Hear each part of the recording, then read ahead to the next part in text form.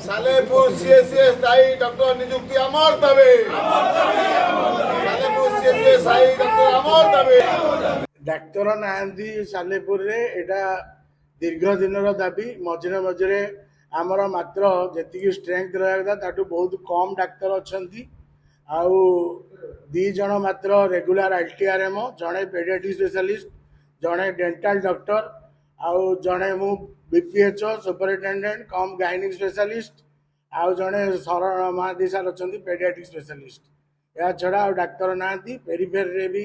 आमर सबू जो पीएससी न्यू गुड़ाक भैकेंट पड़ी आई बारंबार सीडीएमओ एवं उपरस्थ अधिकारी को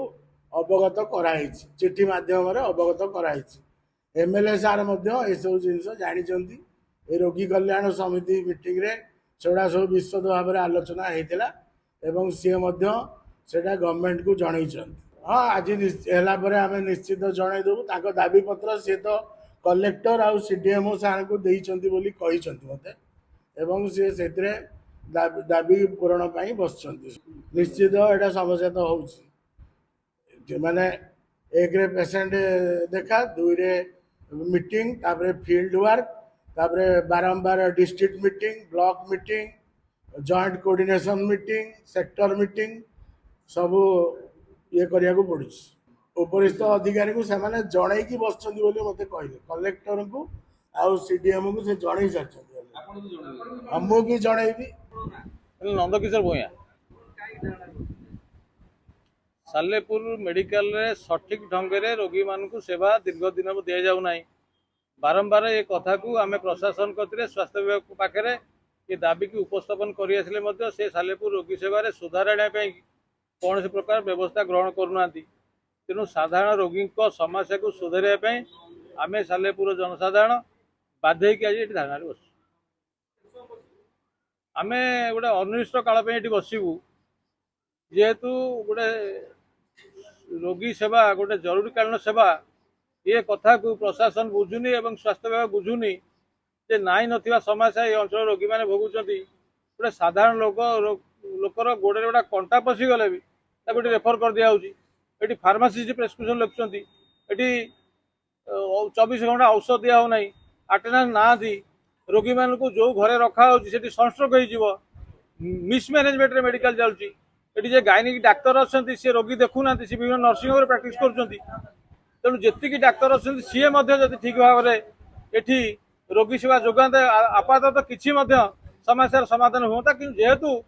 कौन सी समस्यार समाधान हो पारनी तेणु अतिष्ठ जनसाधारण आम बाध्य होती बसीचु साधारण लोक बहुत निरीह लोक बहुत निर्यातना सहउचंती सालेपुर मेडिकल व्यवस्था अव्यवस्था भितर सालेपुर मेडिकल गति करते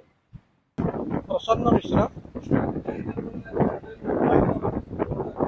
आम तो बहुत विलंब बसुचु दीर्घ वर्षर दाबी आमर ये स्वास्थ्य केन्द्र द्वीपांचल एवं सालेपुर भांगा अंचल केन्द्र बिंदु अवस्थित एवं ये स्वास्थ्य केन्द्र उपर प्रत्यह हजार हजार लोक निर्भरशील किंतु ये स्वास्थ्य केन्द्र उपरी अवस्था पहुंची यह तो स्वास्थ्य केन्द्र नुहे आम भावुँ यह एक रंगशाला हो एक्सरे रूम मद बोतल मिलूँ ये स्वास्थ्य केन्द्र सुपरिटेडेंट कौन डाक्तर को नुआ डाक्तर को जॉइन कराला रखई दौना सहित आउ जो 5टी उपकेन्द्र अच्छी कौन जगह डाक्तर ना केवल फार्मासीस्ट भरोसा सब चली तेणु ये डाक्तखानार निश्चित भाव में किसी परिवर्तन आवश्यकता रही तेणु आम आज अनिर्दिष्ट काल पर्यंत ये बसू स्थिर कर